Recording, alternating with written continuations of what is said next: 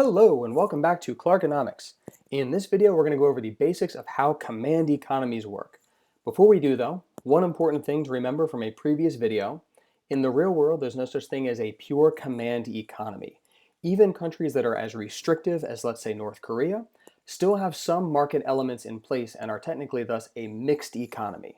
So you have to remember all countries of the world are actually mixed economies. They either just lean market or they lean command. So it's a marginal question, not an all or nothing yes or no. All right, getting into command economies. First thing, we also call these, you'll see these called centrally planned economies sometimes. It means the exact same thing.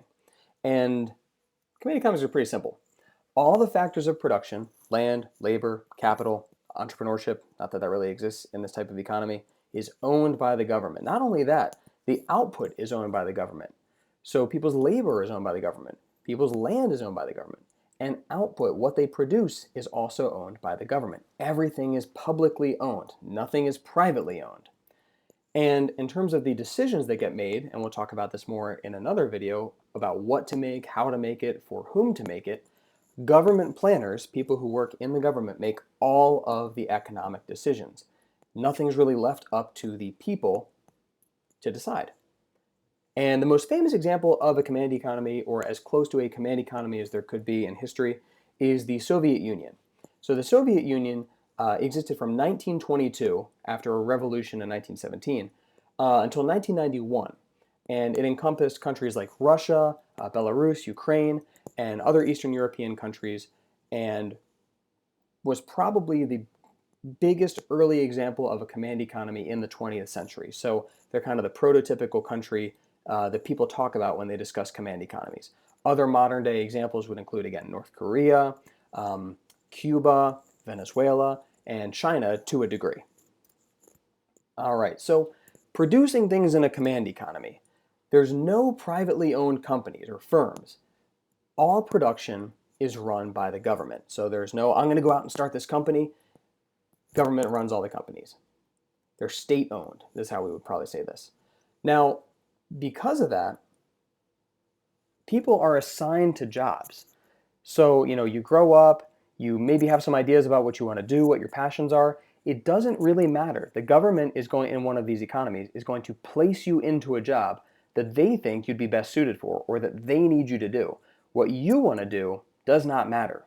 Does not sound like a lot of fun. So that's how command economies produce stuff. Now, once you work in a command economy, oftentimes the planners, the central planners, will set these things called production quotas. And a production quota is how much of something they expect you to make in a certain amount of time. So, if you're making whatever they're making in this picture, like pants, I guess, they might set a quota for you. So you need to produce 10 pairs of pants today, something like that. And so that's how production mostly functions in a command economy. And in this job, you really can't get fired unless, you are actively rebelling, in which case there will be punishments for you. But it's not, your compensation, how much you get paid. It's not really based on your performance. You're just kind of there to meet these quotas, and if you do, then you're good. You're just laying low. You're under the radar. In terms of consuming things, it's equally bleak. Now, because in a pure command economy, you don't technically own anything, you don't really have any money, the government's kind of giving you like vouchers, like coupons that you use to quote unquote buy products. So instead of paying you in, let's say, like dollars or like something like that, they might give you a coupon that says this is for a pair of shoes, and you can take that coupon to a shoe store, quote unquote, and get a pair of shoes. So that's how this would work in some, historical command economies to a degree. A lot of them involved actual money as well, but this is kind of more of a pure command economy thing. Now, for many reasons, there were frequent shortages of important products because let's think, back to the central planners here. They have to decide how much of everything to produce. Shoes, coats, cars, all of it. How much are we going to make? And they come to these decisions less efficiently or less accurately than markets would come to these decisions. They're, making educated guesses, but not as efficiently as a market would come up with these answers. And so that's why in countries like the Soviet Union, you'd see lines like this all the time because there were shortages. The government didn't make enough for everybody, and they wanted to make sure everybody could afford everything, But if everybody can afford everything, then there will not be enough to go around. So it's pretty fascinating and very devastating for people who had to live through this. Now, in terms of the history and the philosophy for command economies, we associate command, centrally planned economies with a couple of words that I'm thinking you've heard before. First one is called socialism, and the second one's called communism. Now, the thing about socialism is, especially over the last 4 or 5 years, it's really come back into popular usage in the United States.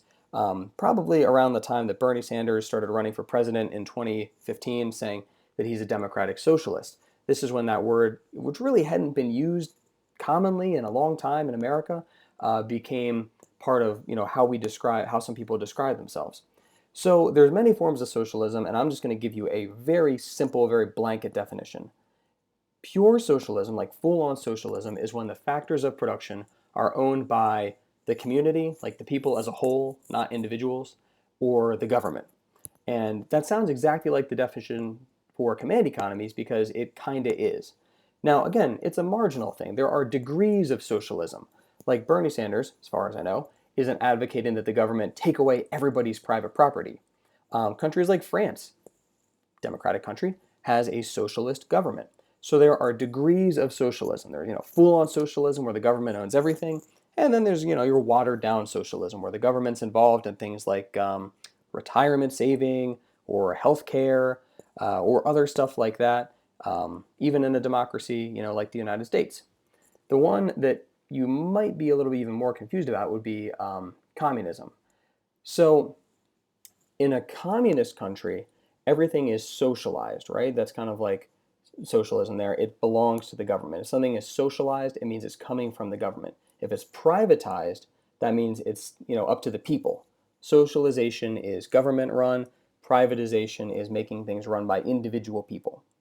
But the person who really developed the theory that we call communism was the guy in the picture. His name's Karl Marx. He lived in Germany in the middle of the 1800s, so it's the 19th century. And in 1848, he and his co-writer, Friedrich Engels, published a very significant work called the Communist Manifesto, which basically lays out the core ideas of what communism is. And that's not really something for this video because there's a lot to know about communism and it can be very confusing. But the basic points are that it's not really an economic theory so much as it is a historical/political ideology.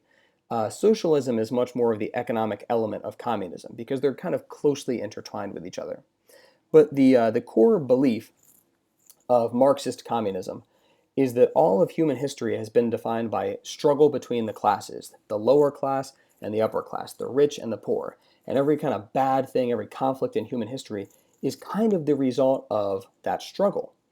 And so communism kind of like predicts that the poor or the working class, the proletariat, will rise up against the owner class, the employers, which he called the bourgeoisie. And this will lead to a grand communist revolution where people will no longer own things privately. Everybody will share things in the community, which is where communism comes from, right? We will own things communally. Nobody will have more, nobody will have less. Everybody will be quote unquote equal. And since everybody will be equal, there are no social classes. And since, according to communism, all of human history is defined by class struggle, and now there are no classes, there will be no more struggle. And so those are some of the basic ideas of communism according to Karl Marx. Communism needs socialism to function, but socialism is not necessarily the same thing as communism. It's a little complicated and they're closely intertwined. But command economies, the core thing is that socialist element of it, right? The government owns everything and the people individually, such as households and firms, own nothing. All right, thank you for watching.